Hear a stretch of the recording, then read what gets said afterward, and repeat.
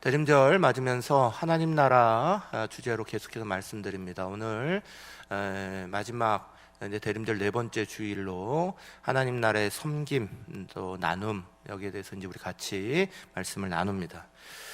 지난주 찬양대가 찬송가 420장을 찬양했어요. 근데 그 420장 4절 후반절에 마지막 가사가 이렇게 돼 있어요.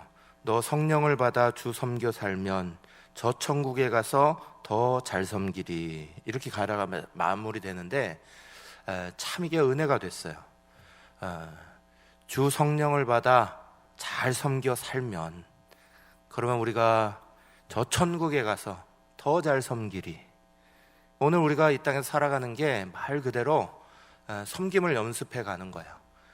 저 천국에서 살아가는 삶의 자리를 오늘 이 땅에서 잘 실천해 가는 거예요. 그래서 우리가 정말 하나님 나라에 가서 우리가 이 땅에서 열심히 연습한 거 가지고 더 잘 섬기고 하나님 영광 돌리는 그런 영생을 얻게 될 줄 믿으시기를 간절히 바랍니다. 사랑하는 여러분, 우리 주님은 저 높고 높은 하늘보다 버리시고 낮고 낮은 땅으로 하나님의 모습 버리시고 부족한 인간의 모습 가지시고 이 땅에 내려오신 것도 정말 놀라운 일인데, 그냥 어느 평범한 가정집 아니면 부잣집, 왕족의 집 거기에 임하신 것도 아니고 낮고 낮은 구유로 내려오셨어요. 그리고 거기서 태어나셔서 이 땅을 사시는 동안 갈릴리 구석구석 다니셨어요. 갈릴리는 당시에 빈부격차 있던 시대에 가장 어려운 사람들이 살던 지역이에요.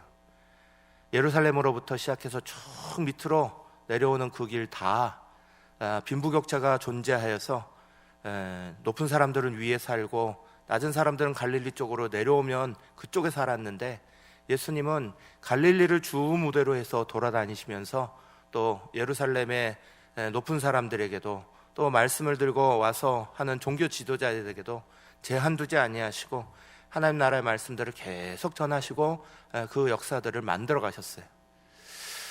우리는 올해 2022년 교회의 표를 그리스도를 본받아 첫 번째 해로 삼았습니다. 그래서 복음 회복, 예수께서 우리 가운데 구원자로 오시고 우리에게 복음의 은혜의 역사 만들게 하셔서 새로운 피조물들로 우리가 태어난 것 다시 한번 기억하면서 주님 따르는 믿음의 삶을 살아가자. 그것이 이제 올해 우리가 그리스도를 본받는 거였어요. 그리스도를 본받는 것에 가장 중요한 건 바로 예수님이 오늘 우리 가운데 주신 말씀처럼 섬김의 삶을 살아간 거예요. 예수님은 이 땅 가운데 섬기는 자로 오셨다, 그렇게 선포하셨고 그 모습을 우리 가운데 본을 보이셨어요.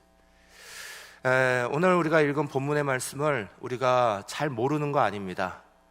근데 오늘 우리는 다시 한번 이 말씀을 들여다보면서 다음 주에 주님 오심을 다시 한번 기다리고요, 또 우리의 삶의 2022년의 시간들을 돌아보고 2023년을 바라보면서 그리스도를 본받아 또 다른 두 번째의 해로 한 걸음 더 믿음의 자리로 가야 합니다.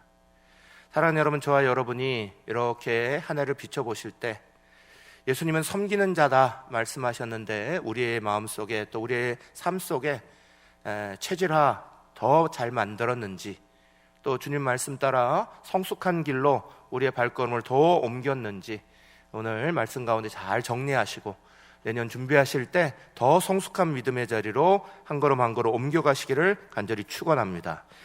오늘 우리는 40절부터 말씀을 읽었는데 10장 36절부터 37절 말씀을 제가 먼저 다시 읽겠습니다. 이르시되 너희에게 무엇을 하여 주기를 원하느냐, 여짜오되 주의 영광 중에서 우리를 하나는 주의 우편에 하나는 좌편에 앉게 하여 주옵소서. 아멘. 오늘 우리가 40절부터 읽었는데 40절 앞에 있는 하나의 사건이 있었습니다. 그 사건에는 야고보와 요한이라는 예수님의 제자들이 예수님이 이제 예루살렘으로 올라가시는 것을 보고 생각했어요. 이제 영광을 받으시겠다.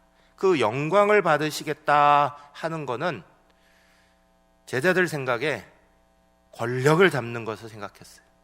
이제는 예루살렘이 예수님의 손에 들어가는구나, 이렇게 생각했어요. 그래서 예수님을 조용히 찾아갑니다. 두 제자가 찾아가서 부탁해요. 그 특별한 자리에 오르실 때에 저를 우편에, 또 한 사람을 좌편에 앉혀주십시오. 그들은 예수님이 섬기는 자라는 걸 잘 생각하지 못했습니다. 그저 지배하고 군림하는 일반적인 왕들의 모습만 그들이 기억해요. 세상의 권력자들은 항상 그래왔으니까. 근데 예수님은 이 땅에 오셔서 우리가 가지고 있는 삶의 가치관을 완전히 바꾸신 거예요. 세계관을 바꾸신 거예요. 그 세계관을 바꾸시면서 몸으로 그것을 보이신 거예요.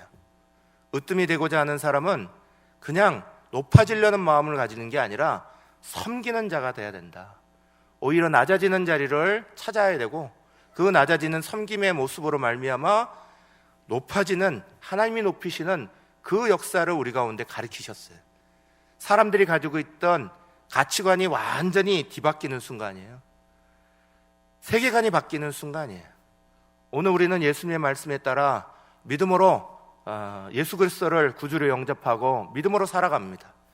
오늘 우리의 삶 가운데 주님이 주신 가치관으로 우리도 섬기는 자의 자리, 그 자리가 우리 속에 채워지지 않으면 제자들처럼 또 실수하는 거예요. 예수님 그 자리에 영광스럽게 하는 자리로 앉게 해주십시오. 높아지는 자리로, 지배하는 자리로, 군림하는 자리로 우리를 써주십시오. 으뜸이 되고자 하는 건 중요한 거예요. 그러나 으뜸이 되고자 하는 이유가 다르죠. 으뜸이 되고자 하는 이유는 더 잘 섬기기 위해서 주님이 그렇게 하라 하신 거예요. 오늘 우리가 예수님의 말씀을 이렇게 들으시면서 오늘 우리의 삶의 자리를 다시 한번 점검하셔야 됩니다. 오늘 우리가 읽은 10장, 마가복음 10장 40절 말씀, 저 여러분이 다시 한번 읽겠습니다. 내 좌우편에 앉는 것은 내가 줄 것이 아니라 누구를 위하여 준비되었든지 그들이 얻을 것이니라. 아멘. 예수님의 좌우편에는 자리가 내정된 게 아니에요. 누구한테 주겠다라고 결정되어 있는 게 아니라는 거예요. 거기에는 누구든지 앉을 수 있어요. 그러나 예수님의 좌우편에 앉을 수 있는 사람들은 예수님과 같이 섬기는 자들이에요. 섬김의 자리를 연습하고 섬김의 자리를 몸에 체질화시키고 섬김의 자리로 오늘 이 땅을 살았던 사람들이 예수님의 길을 따라간 것이고, 그 예수님의 길을 따라간 사람들이 예수님의 가장 가까운 자리에 함께 앉게 될 거다. 주님이 우리 가운데 가르치신 거예요. 아놀드 토인비럴은 역사학자는 이런 역사적인 진단을 했어요.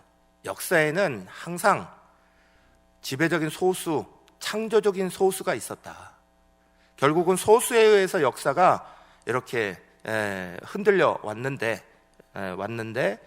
한쪽은 지배적인 소수고 한쪽은 창조적인 소수라는 거예요. 지배적인 소수가 역사를 붙잡았을 때는 역사가 퇴보했다는 거예요. 그런데 창조적인 소수가 역사를 붙잡았을 때는 역사가 발전했다는 거예요. 독재 또는 왕으로 군림하는 거, 지배하는 거, 이 역사가 세계를 발전시킨 게 아니라 창조적인 소수, 섬기는 자, 또 섬김의 본을 보이고 수많은 사람에게 귀한 영향력을 미친, 선한 영향력을 미친 사람들에 의해서 세계가, 역사가 발전해 왔다는 거예요. 사랑하는 여러분, 저와 여러분이 오늘 올 한 해 또 우리 자신들 이렇게 돌아볼 때에 저와 여러분 모두가 우리는 얼마나 예수님의 섬김의 자리를 잘 만들어서 내가 섬겼던 교회, 내가 있는 가정, 내가 있었던 직장의 자리, 내 삶의 자리 얼마나 발전적인 모습으로 바꾸었는지 생각해 보시기를 간절히 축원합니다.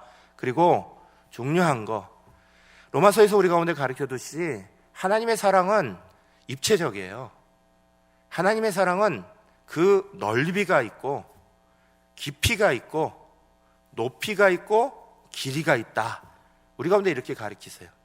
하나님의 사랑을 가지고 섬김의 자리에 설 때 우리는 섬김에 넓이가 있어야 되고, 섬김에 깊이가 있어야 되고, 섬김에 높이가 있어야 되고, 섬김에 길이가 있어야 한다는 거예요. 이게 어떤 의미냐? 사랑하는 여러분, 넓이라는 건 섬기는 사람들의 그릇이 커야 한다는 거예요. 내 가까운 사람, 내가 보는 사람, 여기에만 머무르면 안 된다는 거예요. 섬김의 넓이가 넓어져서 나하고 불편한 관계에 있던 사람들하고도 관계를 만들 수 있도록 제한적이지 않아야 된다는 거예요. 그 넓이가 점점 넓어 가야 되는 거예요.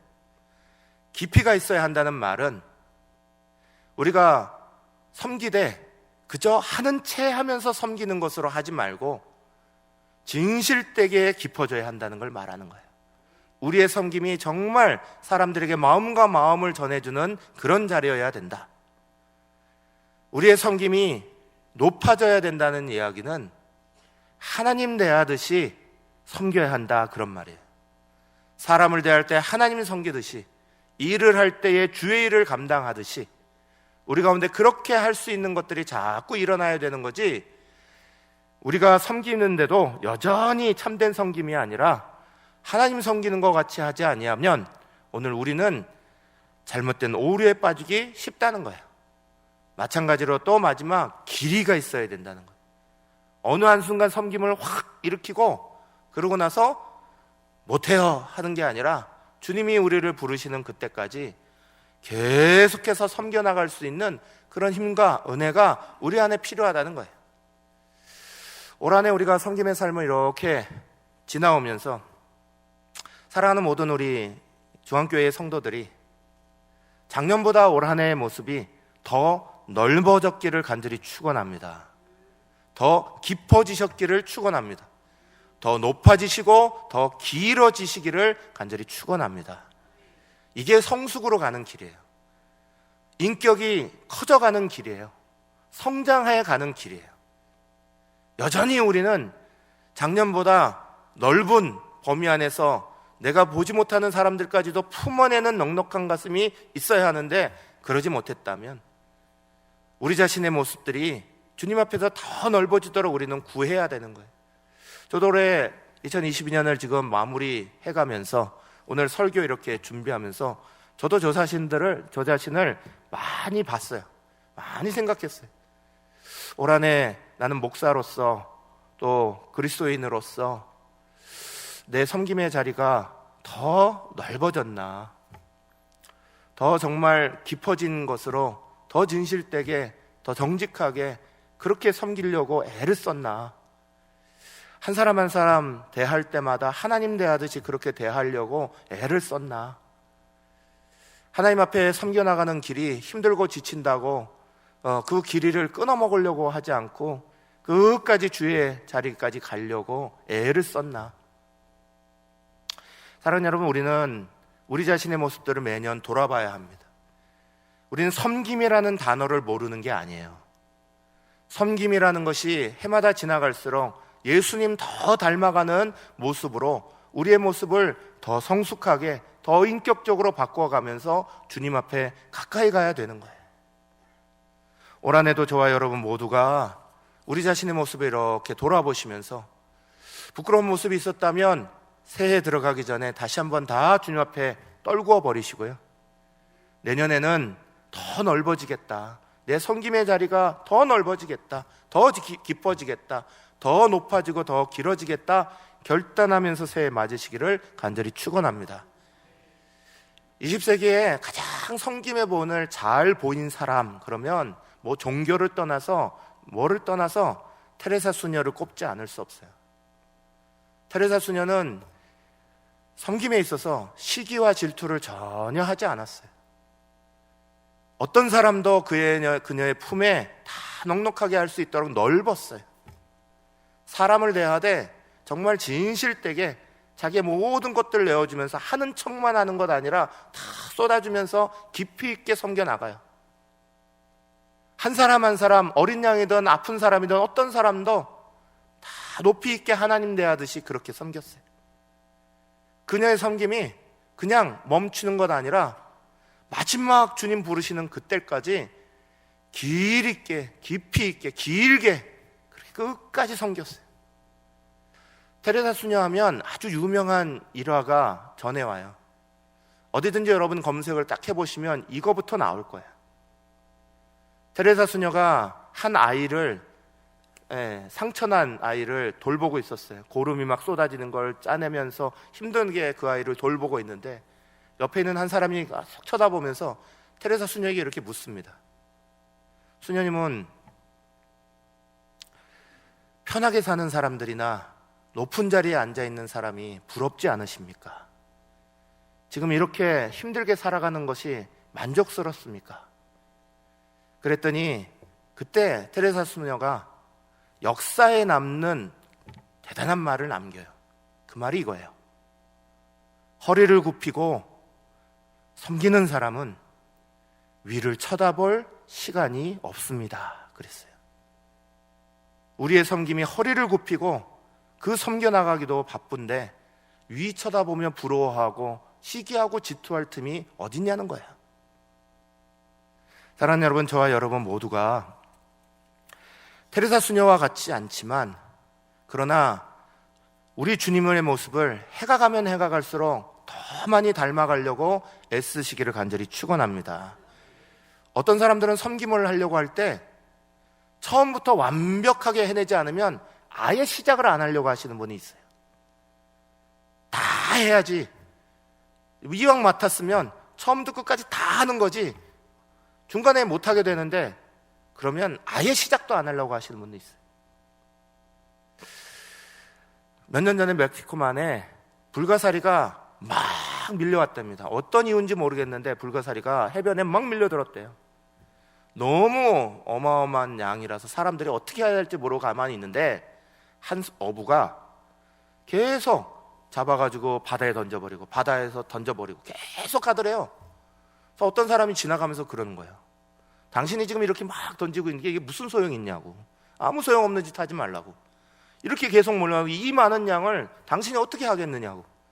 그랬더니 이 어부가 이렇게 말을 하더래요. 아무 소용이 없다고요? 한번 내가 이렇게 살려준 불가사리에게 한번 물어보시죠. 이 어부 때문에 나는 생명을 얻었어요. 그렇게 말하지 않겠냐고. 예수님이 안 된다라고 생각하시고 우리 가운데 오신 게 아니잖아요. 예수님이 이 땅에 오셔서 섬긴 모습은 처음부터 전 세계를 다 바꾸겠다 이렇게 하신 게 아니에요. 가장 가까이 있는 사람, 아픈 사람, 가장 가까이서 말씀 듣는 사람, 가장 가까이 있는 한 사람 한 사람을 다가가시면서 본인의 최선을 다해 주신 거예요. 그 모습이 전 세계로 퍼져서 지금은 세계 그곳 어느 곳에도 교회가 서 있는 거고요. 복음의 역사가 일어나고 있는 것 아니겠어요? 사랑하는 저와 여러분이 예수님의 섬김을 따라가려고 할 때 처음부터 완벽한 사람으로 섬기려 하지 않으셔도 돼요. 내가 할 수 있는 부분, 주님이 부르실 때까지 나는 그 부분에 최선을 다하겠다. 그러면 그것으로 놀라운 은혜의 역사가 우리의 족족에 남을 줄 믿으시기를 간절히 바랍니다. 마태복음 23장 11절 12절 이렇게 말했어요. 너희 중에 큰 자는 너희를 섬기는 자가 되어야 하리라. 누구든지 자기를 높이는 자는 낮아지고 누구든지 자기를 낮추는 자는 높아지리라. 아멘. 오늘 우리가 읽은 마가복음 10장 45절 말씀은 이렇게 우리 가운데 말씀합니다. 인자가 온 것은 섬김을 받으려 함이 아니라 도리어 섬기려 하고 자기 목숨을 많은 사람의 대속물로 주려 함이니라. 아멘. 예수님께서 섬김의 본을 가지고 이 땅에 오셨어요. 그래서 자기의 생명까지도 내어주시면서 끝까지 섬겨 나가셨어요. 예수님이 자기가 자기의 것들을 다 내어주시면서 우리를 섬겨주신 것처럼 예수님이 그렇게 말씀하세요. 마가복음 8장 34절 무리와 제자들을 불러 이르되 누구든지 나를 따라오려거든 자기를 부인하고 자기 십자가를 지고 나를 따를 것이니라. 아멘. 수많은 믿음의 사람들이 이 예수님의 섬김의 자리를 본받으려고 애를 썼어요. 우리나라에 처음으로 들어오신 개신교 선교사님이 두 가정이에요. 한 가정은 언더우드 선교사님이고 한 가정은 아펜젤로 선교사님이에요. 언더우드 선교사님은 우리 장로교를 만드셨고 전파해 주셨고, 그 다음에 아펜젤로 선교사님은 감리교 쪽이에요.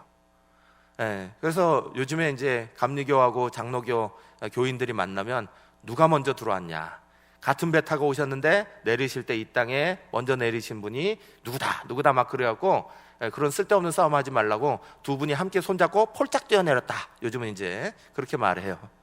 하여간 같이 도착하신 거야. 우리는 이제 언더우드 선교사님에 대해서 여러 가지 많은 이야기를 듣는데, 아펜젤로 선교사님에 대해서는 사실 잘 들을 기회가 없어요. 아펜젤로 선교사님은 신학교 딱 졸업하자마자 한국이라는 땅 바라보시면서 무조건 달려 들어오신 분이에요. 그때 딱 결혼하셨대요. 딱 결혼하셔서 아내와 신혼 살림 딱 차리자마자 한국에다가 신혼 살림 차리신 거예요. 그렇게 한국을 들어오셨어요. 젊은 선교사님이라 열정도 있고, 또 조직적으로 일을 하려고 선교회를 조직해서 먼저 말씀, 그래서 신약 성경을 다시 이렇게 번역해내고요.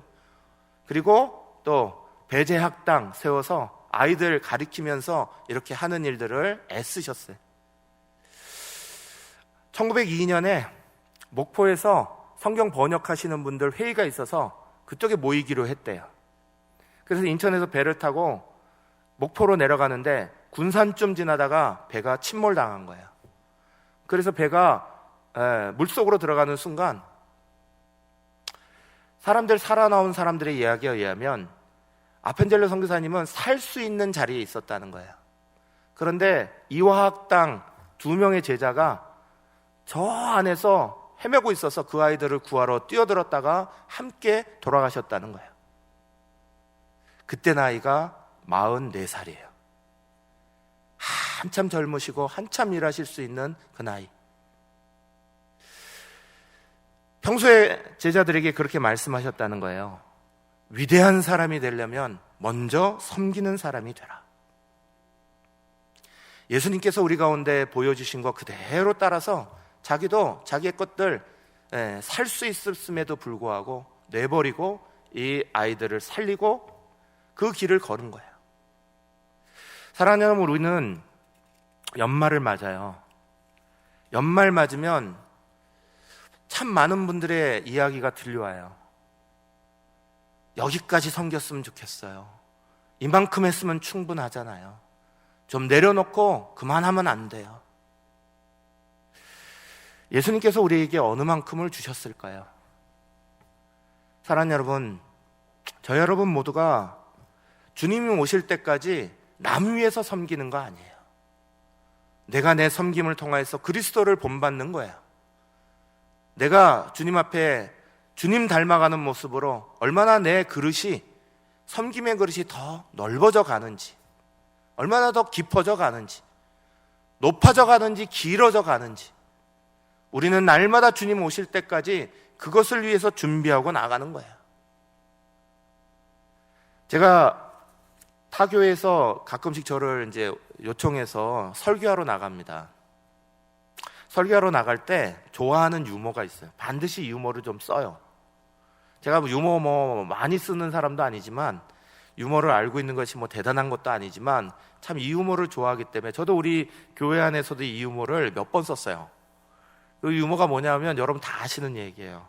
배추가 맛있는 김치 되려면 몇 번 죽어야 되냐? 최소한 5번이죠. 제일 첫 번째는 땅에서 뽑혀서 죽고, 두 번째는 칼 맞아서 반쪽 돼서 죽고, 세 번째는 소금에 절여져서 죽고, 네 번째는 맵고 쓴 양념에 버무려져서 죽고, 5번째는 뚜껑 덮고 죽어야 된다고. 그래서 죽어서 그 땅에서 기다려서 맛있게 익어야지만 맛있는 김치가 돼서 밖으로 나오는 거예요. 진짜 배추가 김치가 되려고 해도 최소한 5번은 죽어야 되는 거예요. 이 과정 중에 한 번이라도 자기가 안 죽겠다 그러면 맛있는 김치가 될 수가 없잖아요. 김치도 5번은 죽어야 되는데 도대체 사람은 몇 번이나 죽어야 되는 거예요. 우리같이 죄 많고, 우리같이 자기 욕심 많고, 우리같이 우리의 모습, 자기의 것도 가지고 있는 사람들이 예수님 닮아서 섬김의 모습 가지려고 하면 자기 십자가 지려고 하면 얼마나 우리는 십자가를 날마다 져야 되지 않겠어요? 사도 바울이 그래서 말하는 거예요. 나는 날마다 죽노라 그러는 거예요. 사랑하는 여러분, 저와 여러분이 섬김의 자리를 잘 만들어 가시고 그 섬김의 자리 통하여서 오늘도 주님 닮아갈 때에 우리는 이 땅에 낮고 낮은 땅에 오셔서 우리를 위해서 살아가신 그 주님의 발걸음을 잘 따라가는 믿음의 사람이 되는 줄 믿으시길 간절히 바라고요. 그 자리 올 한 해 이렇게 돌아보시면 다음 주 이제 예수님 오신 날인데 예수님이 그 낮고 낮은 땅에 왔다고, 그 말구유에 오셨다고 우리는 입으로 말하면서 우리의 자리는 여전히 낮은 쪽으로 안 들어가려고 하면 안 되죠. 작년보다 더 넓어지시길 바랍니다. 작년보다 더 깊어지시길 바라요.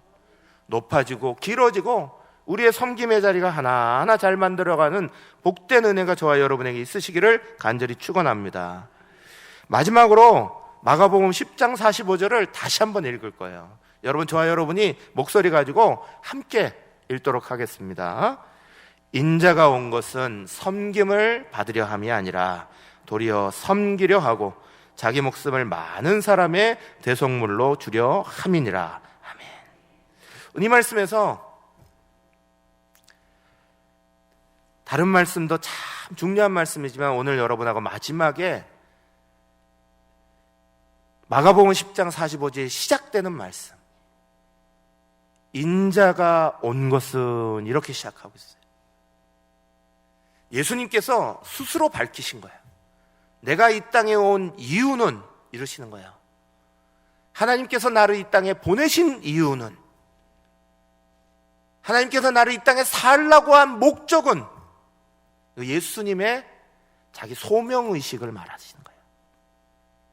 예수님이 스스로 하나님이 나를 부르신 소명의식을 가지셨다는 거예요. 하나님께서 이 땅에 아들 예수님을 보내시고 내가 이 땅에 무엇 때문에 왔어? 내가 이 땅을 무엇 때문에 살아가고 있는 거야? 소명의식이 분명하셨던 거예요. 오늘 우리가 우리의 삶의 자리 안에 주님이 나를 무엇 때문에 부르셨어? 라는 소명의식이 분명해야 소명의식이 사명이라는 걸 만드는 거예요. 세상에 소명의식이 많은 사람은 세상에 사명이 생겨요. 우리 정치하시는 분들이 대부분 그러죠. 우리 지역사회에 이런 것들 때문에 내가 부름을 받았어요. 그래서 내가 여기를 이렇게 한번 해보겠습니다. 세상에 대한 소명이 있으면 세상에 대한 사명으로 나아가는 거예요. 마찬가지로 그리스도인들은 하나님의 부르신 소명의식, 목적의식이 분명해야 우리가 주의 나라를 위해서 일하는 사명도 분명해져요. 그런데 소명이 약하면 하나님이 나를 왜 부르셨는지 모르고, 오늘 이 자리에 우리가 왜 앉아 있는지 모르고, 오늘 우리가 예배 드리는 것이 무엇을 의미하는 것인지 모르면, 그러면 아무리 앞에서 우리가 사명으로 살아야 됩니다, 이런 거 지켜야 합니다, 저렇게 해야 합니다, 늘 무거운 짐으로만 생각되지 자기 속에 분명한 사명으로 다가오지 않아요. 그래서 소명의식은 중요한 거예요. 오늘 마가복음 10장 45절에서 예수님은 먼저 인자가 이 땅에 온 것은 하고 자기 소명의식을 분명히 하셨어요. 그래서 이 땅을 살아가는 동안 섬김의 자리가 내 자리입니다. 죽을 때 구원의 문을 열어주는 게 내 자리입니다. 주님이 분명히 하셨던 거예요. 오늘 저와 여러분의 자리도 이 소명의식이 분명해야 돼요. 요한 웨슬레 형제가 있어요. 감리교를 창시한 웨슬레 형제들이 굉장한 일들을 많이 했거든요. 감리교를 연 것뿐만이 아니고 선교의 일들에 일생을 바쳤고요. 정말 수많은 부흥운동들을 일으켰거든요. 그런데 그 사명을 막 해간 그 자리에는 어릴 때부터 어머니 수산나가 자녀들에게 소명의식을 심은 게 있어요. 아침과 저녁에 그 두 형제를 딱 불러놓고 항상 이렇게 마치 점호하듯이, 군대 점호하듯이 이렇게 했다는 거예요. 너희는 너희 자신을 어떻게 생각하니? 그러면 아이들이 대답해요. 위대한 사람이라고 생각합니다. 또 물어요. 누가 너희를 위대하고 했니? 위대하다고 했니? 아이들이 대답해요. 하나님이 위대하다고 했습니다. 또 물어요. 지금 너는 무슨 일을 해야 되니? 역사를 창조하고 있어요. 지금 어떻게 살고 있니? 즐겁게 살아가고 있어요. 아침 저녁으로 이걸 계속 내내었다는 거예요. 너는 너 자신을 어떻게 생각해야 되니? 위대하다고 생각합니다. 누가 너를 위대하다고 그랬는데? 하나님이 위대하다고 그랬어요. 주에 무슨 일을 해야 되는데? 역사를 창조하는 걸 해야 됩니다. 어떻게 살아야 되는데? 저는 즐겁게 살아가고 있어요. 이걸 반복하면서 소명의식이 가득한 아이들로 자라났어요. 나중에 웨슬리가 뭐라고 말했는지 아세요? 역사에 남는 웨슬리의 말은 이거예요. 세계가 나의 교구입니다 그랬어요. 전 세계가 나의 교구입니다. 소명의식 속에 사명이 나오는 거예요.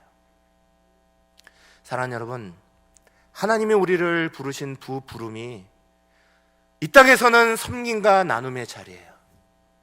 저 땅을 바라보면서는 구원의 역사를 이루어가는 거예요. 저와 여러분이 오늘 주님의 길들을 따라서 한 걸음 한 걸음 이러한 위대한 역사를 만들어 가시기를 간절히 축원합니다.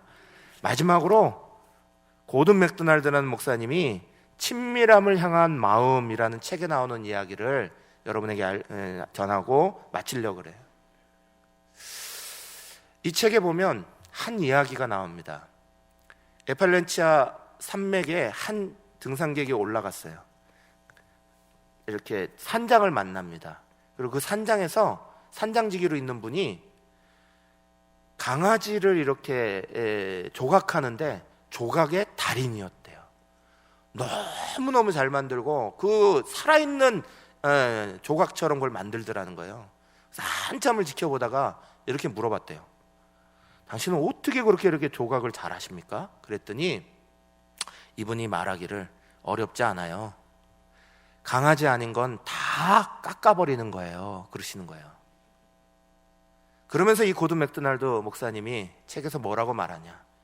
예수님은 우리를 깎으시는 분이라는 거예요. 우리가 주님이 우리를 창조하신 창조의 목적대로 선하게 또 건강하게 아름답게 우리의 모습이 창조되었는데 어느 틈엔가 우리가 하나님이 창조하신 모습이 아닌 모습들이 아픈 모습으로 또는 건강하지 않은 모습으로 쓸모없는 모습으로 우리에게 덮인 것들을 주님은 매년 우리를 깎아가신다는 거예요. 하나하나 깎아가시면서 주님의 형상대로 아름답게 우리를 만들고 계시다는 거예요.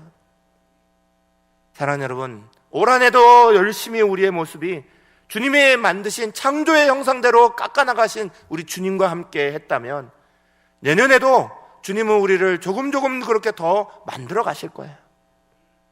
저와 여러분 모두가 우리의 길을 걸어가실 때 주님이 정말 기뻐하시고 쓰임받는 섬기는 사람의 모습 잘 되어갈 수 있도록 주님이 우리를 깎으시는 것에 우리 자신을 내어드리시기를 간절히 바라고요. 주님의 쓰임받기를 간절히 소망하시기를 바라고요. 하나님이 창조하신 모습대로 본래의 우리 모습대로 만들어 가시는 것에 기뻐하시면서 오늘도 우리는 주님의 창조의 자리, 그래서 이 땅에서 부르신 소명대로 섬김의 사명 이루어가는 우리 모든 성도들 되시기를 간절히 축원합니다.